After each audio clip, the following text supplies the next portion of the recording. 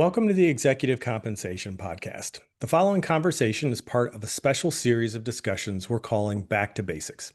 In this series, we explore many of the fundamental topics within executive compensation. We'll explore foundational topics that often get less attention, but understanding these fundamentals is critical to successful compensation governance and design. In this episode, I'm joined by Jared Berman. Jared and I will be discussing the basics of annual incentive design. Jared, thanks for joining the Back to Basics episode. It's great to be here again with you, Ryan. So why don't we, Jared, start at the beginning, like we often do, and talk about what is the definition? There's lots of different incentives out there, but what falls under the umbrella of what we would consider an annual incentive plan? Well, you used the key word in your opening, Ryan, which is annual. And these plans tend to be on a 12-month basis. They are a cash-oriented incentive trying to drive near-term priorities. Companies sometimes use the word annual incentive, short-term incentive, or some other nomenclature that is important to their organization. But the notion here is that it typically is a shorter period of time, not the long-term incentive that I know we're going to talk about in a different podcast. And so it's not necessarily cash or equity that distinguishes this. It's really the time frame. Because if there was a cash plan that was 2 years, that would not fall under this, correct? Yeah, that's right. This is really more about shorter term priorities and things that you as an organization need to accomplish in the near term.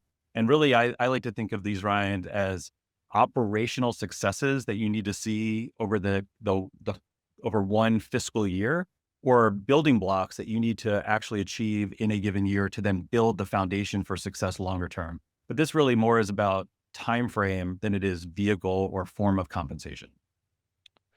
So let's talk about metrics. I mean, obviously one of the critical elements of any incentive is what are we measuring? How are we going to measure performance? So how do companies go about selecting the right performance metrics for an annual plan? Well, that's a loaded question because picking the right ones is a very difficult challenge, and it's something that is continually evolves. What I can tell you is companies do several things to try to identify what are the right metrics. The first is, what do they talk about internally? What are their priorities? How do they communicate success to the organization and to the shareholder environment more broadly?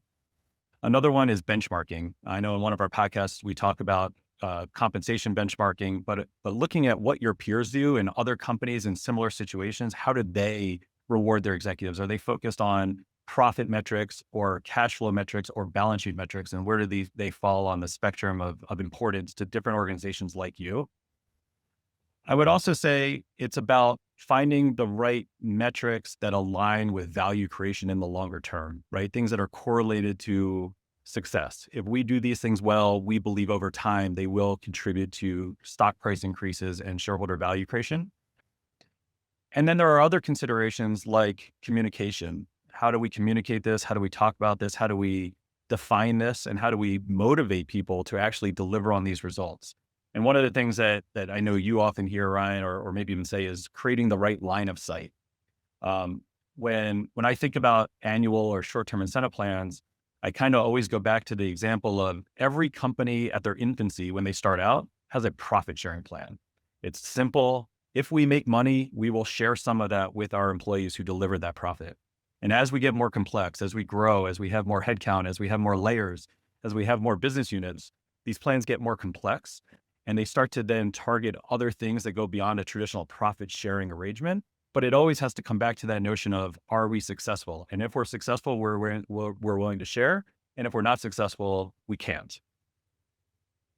Yeah, and there always just seems to be this tension with any performance metrics between, you know, trying to motivate and drive performance. So like you said, picking things that people have a good line of sight, good control over versus, aligned to company outcomes. And sometimes those things are in tension because sometimes the things as an individual that you might have really strong line of sight and have good control over, it's a little bit of more of a stretch to see how those eventually impact shareholder value creation.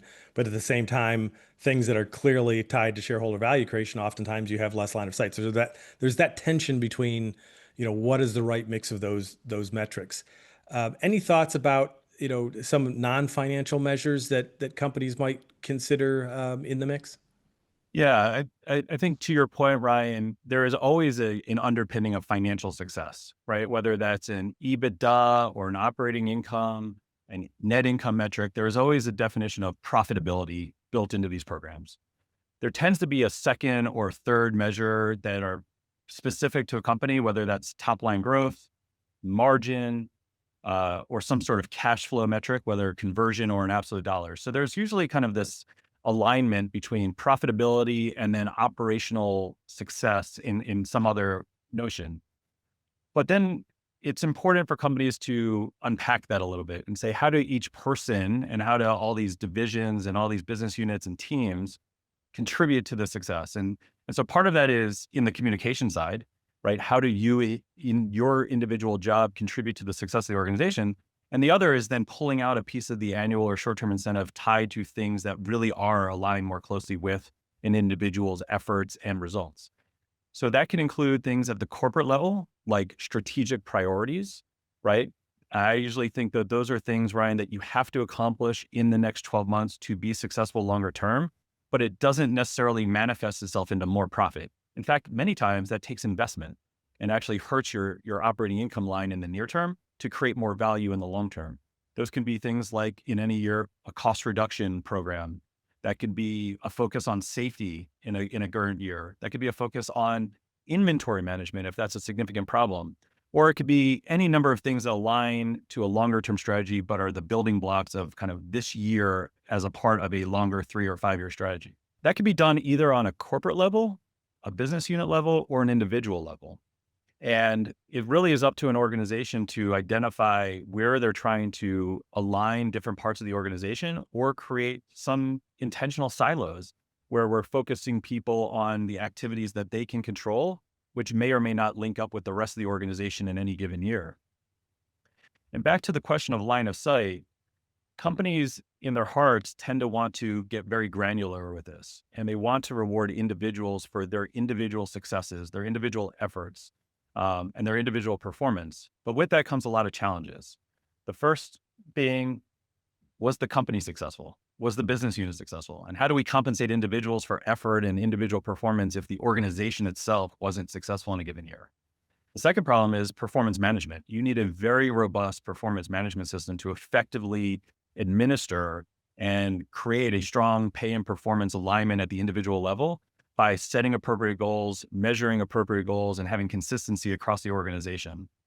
And so companies are always trying to find this balance between, again, going back to the simple example, corporate profitability, to then breaking that apart to other financial goals that demonstrate success, to allocation between corporate and business unit, to then the allocation between corporate, business unit, and individual. And I typically see my clients go on a pendulum, Ryan, where they start at one end and they move to another extreme and they somewhere find their way somewhere in the middle to try to balance all of these multiple factors of it's about corporate success, individual effort, and ultimately somewhere in the middle with driving all of the things that are going to lead towards long-term value creation and sustainability. Yeah, no, all very important considerations. So we started by defining what an annual plan is. We've got talked about, the underlying performance metrics. What are we actually tying the incentive to? I think the next big category then is, okay, we've got these metrics. How do they pay out? What is, the kind of the leverage upside or downside in payout, and how does that relate to those underlying metrics? Talk a little bit about that payout leverage curve and how to think through that. Yeah, I'll start at more of a macro level, Ryan. When we talk about this topic with our clients, we usually put this on a bell curve. And we say, 1 or 2 out of every 10 years, you should be at 0 or below threshold. And 1 or 2 of every 10 years, you should be at maximum or above. And really 70 to 80%, you should be in the range, right? I think that's an important construct to keep in mind as you think about goal setting and performance curves, in the sense that we're not trying to necessarily drive feast or famine. We're trying to incentivize behavior, and people are motivated by pay. People need pay and want pay. And if they don't believe they have a chance at earning an incentive, that's a significant portion of compensation that they're going to discount. On the other hand, if these are layups and they're maxing out every year and it's not resulting in sustained outperformance relative to others or relative to share price, it begs the question of, is this really an incentive or are we doing the right things?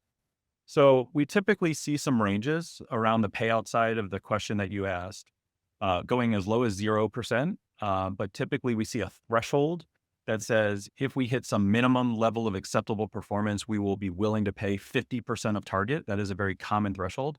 We see that sometimes be 25% of target, and depending on how you set the goals. And then we typically see a limit on the upside. Or I should say, probably a lot of public organizations have a maximum of 200% of target as a payout. But I've also had plenty of clients that have a maximum of 150% of target. And it really comes down to how difficult are the goals, how much can we afford, and the size of organization that we're in will somewhat drive kind of the upside opportunity that exists. Of course, there's a million iterations in between, Ryan. As you know, it typically is some sort of line interpolation across a line. There might be different kinks in the curve, but ultimately it's about moving from threshold to target to maximum. That's on the payout side. I know we're not going to get too much into the performance orientation side, but there certainly are some rules of thumb that some companies use, like the 80-120 rule. I know you've heard of, which is on a profit metric. Sometimes threshold is 80% of target and maximum is 120% of target. But I always caution my clients, those are rules of thumb. That's not the answer. Sometimes you need to go lower than that or higher than that, depending on the amount of stretch or volatility in your business. Sometimes you have to be more narrow because we're talking about the law of big numbers, and to miss a goal by 20 or 30% might be devastating to the business. And I also think it's important to acknowledge, Ryan, that depending on where you are on the income statement, that rule of thumb changes dramatically. And what I mean by that is if you're using revenue, you might have a rule of thumb of plus or minus 3 or 5%. If you have a profit metric, it might be plus or minus 15 or 20%. So knowing where you are on the income statement and how big the number is certainly will drive that rule of thumb and relative to the payout levels. Yeah, you mentioned 200% as being a very common maximum payout. So the opportunity to basically earn a double bonus or earn double what your target was. Are ever any reasons where you might go above 200%? And what would be some of the reasons you might do that? Yeah, sometimes companies put in opportunities to go above 200%. And I've seen those in one or two scenarios. One is if I'm trying to give specific upside opportunity on one metric, but maybe I'm capping it on another metric. So I might still get back to an overall 200%, but I'm trying to drive a certain set of behaviors. Another one might be with an enhancer or a kicker in a given year, that if I can do the basics of this business, but I can really drive home one more element of performance, I might be able to go up. And then the last one is sometimes on a modifier or an individual or strategic modifier where the financials drive a profit pool, but then I can take an individual above a certain level or down a certain level to try to allocate and reward both for the organization's performance and the individual contributions. Great. So I think you've provided a really good outline of kind of the basics of an annual plan, how it's defined, how you determine metrics, how you establish kind of the right payout leverage. Any just general design pitfalls or risks that committees should be aware of as they're thinking through annual incentive design? Yeah, I'll give you two that typically pop up with my clients, Ryan. One is something that we refer to as a sharing ratio or sharing percent. One of the ways to back test the appropriateness of these plans and also the leverage curves that we talked about a little bit earlier is to identify how much of profit am I sharing with all of the participants. Now, don't ask me what the right number is because that is the holy grail of our business. And it really does vary by industry. For example, companies that are maybe in the advertising industry who are very reliant on their people will have a much higher sharing ratio than somebody in an industrial manufacturer place where there's a huge amount of invested capital on machinery. And so, but identifying how much of the profit we're willing to share on any given year, and then also measuring that along the curve to say for every incremental dollar of performance, how much of that dollar am I willing to share with participants or how much of that goes to the bottom line, I think is an important thing to at least take a look at and make sure that boards and management teams understand and that they're comfortable with that relationship. The other one that I will just say, and we started to touch on this a little bit, is this notion of individual performance. And I would say, where do you draw the line in an organization? Certainly deeper in an organization as people are younger in their careers, it's very important to have that line of sight. And I think with 10 or 30,000 employees, you can have a good distribution of performers between low performers, high performers, and a lot of people in the middle. When you start to get to the executive ranks, it gets tricky, right? It tends to be a little bit more bespoke. We're talking about 5 or 10 potentially individuals, and they are all high performers by nature. They would not have gotten to the role if they were not. And so I do think that every company needs to at least identify, how are we setting goals? How are we actually measuring performance of those individuals? Are we willing to disclose information in the proxy statement about those executives who either perform really well and get a payout on the individual side well above target, or potentially poorly in their certain function in any given year? And are we willing to disclose that? So I always just urge my clients to think through this individual factor at the senior level, both from a disclosure standpoint, but also just from a realistic standpoint of, do we want to drive a team-oriented environment at that level, an individual-oriented environment at that level? And are we willing as an organization to actually take a stance and distinguish between high performers and low performers at that level? Those are two of the pitfalls that I typically talk to my clients about. Sure, sure. Well, annual incentives are probably, one of the most universal elements of executive compensation, at least among public companies. So, having a good understanding of the fundamentals, I think, is critical, and appreciate your time outlining that for us today. I've enjoyed the conversation. Thank you.